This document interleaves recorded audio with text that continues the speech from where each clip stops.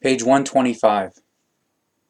And there shall be no defilement for you in anything that you mutually agree upon, whether it concerns your union or sexual intercourse, or your ingenious skills or practices in this, because nothing shall be disallowed or forbidden to you that you do with one another in mutual consent for your joys and your delectation. And those of you who cannot afford or do not want to enter into a certified bond or officially certified by the authority, then it is rightful for you to enter into a valid bond or marriage without evidence or authorization from the authorities, and to have all the same rights as those who have evidence from the authority. Thus, this also applies to bonds or marriages between woman and woman, and between man and man. And it is not rightful to coerce a man or a woman into a bond for whatever reason, yet hard punishment shall be meted out by the jurisdiction if this is contravened. And if you are guilty of sexual excessiveness and fornication, or sexual culpability, and of sexual enticement, or whoring, then you have entered into a bond or marriage. When you have entered into a bond of marriage, then the jurisdiction shall impose a hard punishment on you, as shall be prescribed by a fulfillment of guidelines. Therefore the same shall also apply to those amongst you who are only guilty of making an approach or attempt, so that you may fear the unrightful doing and hold back, because that is better for you. Therefore it is rightful, if you have undertaken to be true through a bond or marriage, that you do not bring any fornication or sexual culpability onto yourselves, and do not get involved in any harlotry or prostitution, and do not take lovers to yourselves in secret, either a man or a woman, and do not consider taking the purity or chastity/innocence from a man or woman out of pure revelry or sexual urge and lustfulness or greed, so that you can fulfill your craving or desire, and give fullness or sufficiency to your boastfulness amongst people of your kind or human beings. And do not debase yourselves by sexual excessiveness and fornication, or sexual culpability, and sexual enticement, or whoring, by falling prey to lying with, or having sexual intercourse with, partners out of drunkenness or desire, or taking possessions and a whore's payment. And it is recommended for you to uphold the laws of people of your kind or human beings, so that everything will be granted to them that belongs to them. Therefore, also, freedom, as slavery as well as other trafficking in people of your kind or human beings, and servitude as well as bondage, contravene all rights and are reprehensible as well as disallowed or forbidden. You shall turn to people of your kind or fellow human beings in kind-heartedness and love, and not harm them in any wise. You shall ease the burden of the existence for yourselves and people of your kind or fellow human beings, because you are weak through your unknowing of the truth of the primal power or creation, and its laws and recommendations. Therefore you shall bring about assuagement for yourselves and people of your kind or human beings, by turning yourselves to the truth teaching, the teaching of the truth, the teaching of the Spirit, the teaching of the life, so that it may go well with you. Do not split up or share your possessions amongst one another with illicit or forbidden means or deception/theft. Obtain or earn everything with honest commerce and in mutual consent. And be reputable or honest, and righteous or conscientious to yourselves, so you shall not commit any outrage to your own body and life, and not kill or murder yourselves. Neither shall you let yourselves be killed or murdered by deceitful murderers, and do not kill or murder for the sake of another's possessions, and do not rob those who are going about their business, or wayfarers/business people, etc., or who carry their wealth on their person, or keep it in their house or home. And yet, whoever contravenes this law nevertheless in outrageousness and inequity or unfairness shall be severely punished by separation from men or women, or cast out of society and separated by gender, and be excluded for a certain time through remaining in a place of fulfillment of guidelines, or secluded place/isolated island, amongst people of their kind, and in separation of the sexes, or only men or only women, so that they may feel the fire of admonishment or conscience in themselves and become of right sense. Keep yourselves away from the minor and the major things, which are illicit or forbidden for you, and observe the laws and recommendations that are given in a fair or responsible wise, for the weal and for the protection of the life of all. Then you will contribute to love amongst all, as well as to peace, freedom, and consonance or harmony. And do not desire that which sets others apart, or what others have created, just as you shall not desire the possessions of another either. The things you want to have shall be created by your own power in righteousness or conscientiousness, so that every man shall have his share according to his merits, and so that every woman shall have her share according to her merits. Do not be envious of things that others have more of than you do, so that you do not become slanderers or calumniators of them, and you do not become thieves, deceivers, and murderers or killers, if you dare to slander them, steal from them, deceive them, or rob them. Consider, each one is given everything according to his or her merits, and so it shall also be in a bond or contract, if you have concluded one with one another, so that one party shall not be disadvantaged, whilst the other is advantaged or receives a benefit.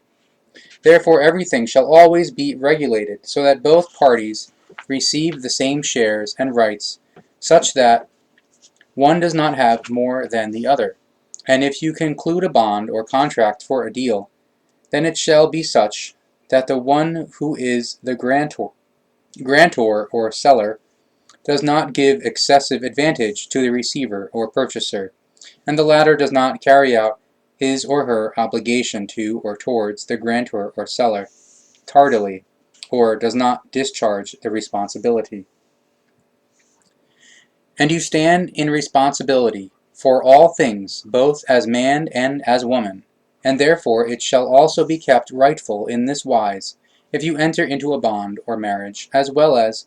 if you are still without a partner, or unmarried. Therefore, whether in a bond or marriage, or in the unmarried state, you bear the entire responsibility for every and each thing that you do. And in the bond or marriage,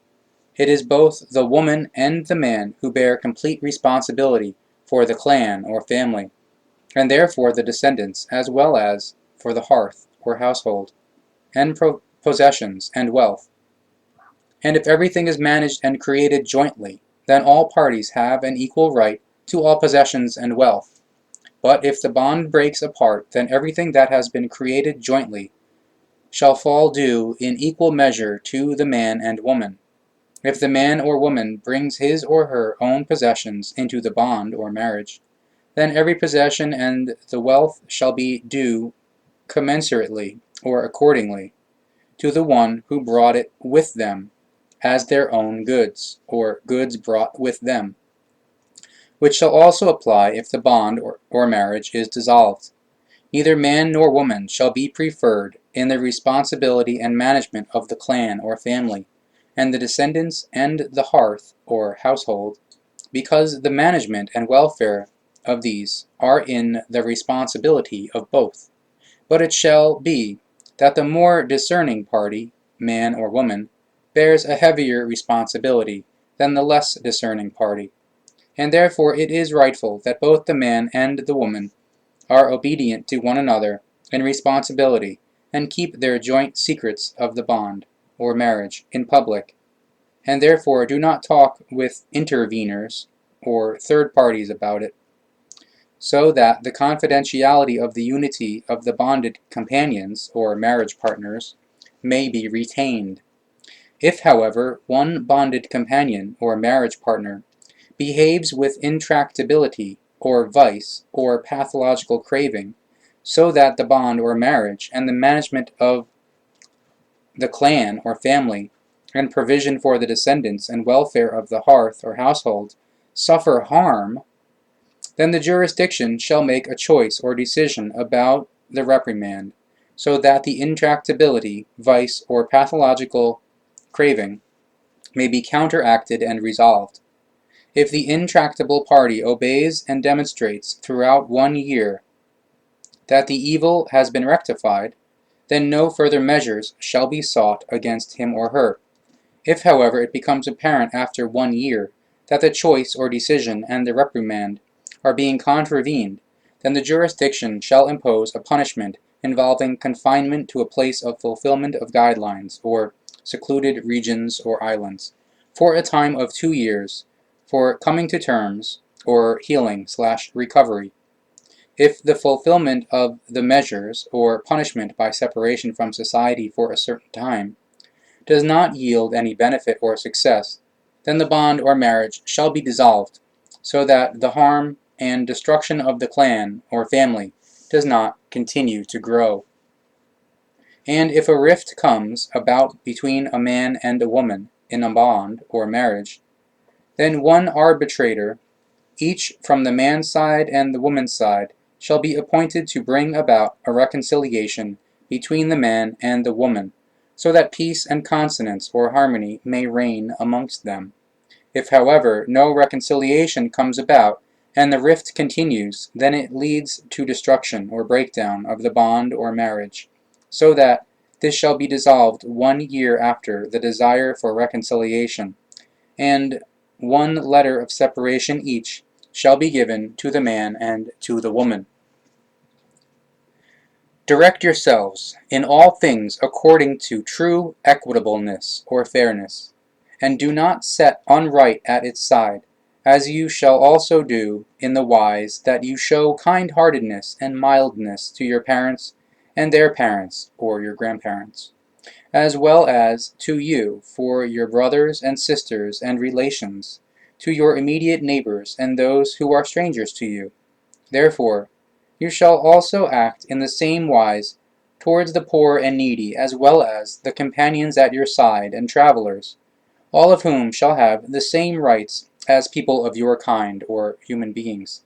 and to whom you shall grant these rights, because it is your duty towards people of your kind, or fellow human beings. Do not be of pride, and do not be show-offs, or loudmouths/boasters/big-mouths, towards people of your kind, or fellow human beings, since truly you make yourselves unpopular and unthinkable or impossible,